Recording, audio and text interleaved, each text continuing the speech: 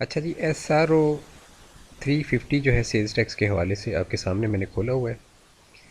और sales tax rule 2006 के rule number 20 सब रूल 3 के अंदर जो है तब्दीली की गई है।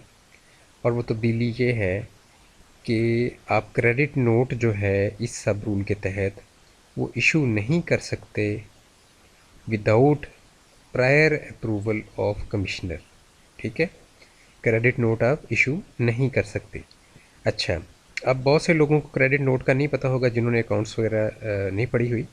तो पहले मैं आपको रूल 20 बता दूं कि ये है जी रूल 20, कैंसिलेशन और रिटर्न ऑफ सप्लाई। ठीक है, तो आप आसान अल्फाज में ये समझ लें कि जो बंदा सप्लायर है उसको अगर जो प्रीवियसली जो उसको परचेज़ ऑर्डर मसूल हुआ है किसी बायर की जानिब से, तो उसकी कैंसिलेशन हो गई है, या जो परचेज़ उसने प्रीवियसली की है उसमें से कुछ आइटम्स उसको रिटर्न हो गई हैं, तो इन दोनों सूरतों में क्रेडिट नोट जो है सप्लायर इशू करता है। ठीक है, सप्लायर और बायर दो है ना।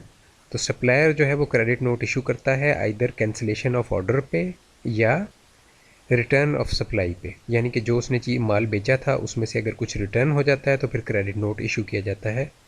अच्छा, अब ये जो क्रेडिट नोट की इशुएंस है ये जो है ये कमिश्नर की अप्रूवल के बगैर नहीं हो सकेगी इन दोनों केसेस के अंदर।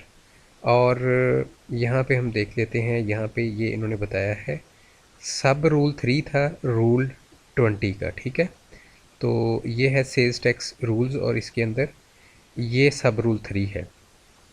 ठीक है जी, ये पुराने वाला है। इसकी जगह अब जो है जो SRO 350 आया है इसका अब यहाँ पे ये रिप्लेस कर दिया जाएगा। टैक्स चंद दिन के अंदर नए वाला जो सेल्स टैक्स रूल्स हैं वो अपडेट हो जाएंगे, अभी अपडेट नहीं हुए।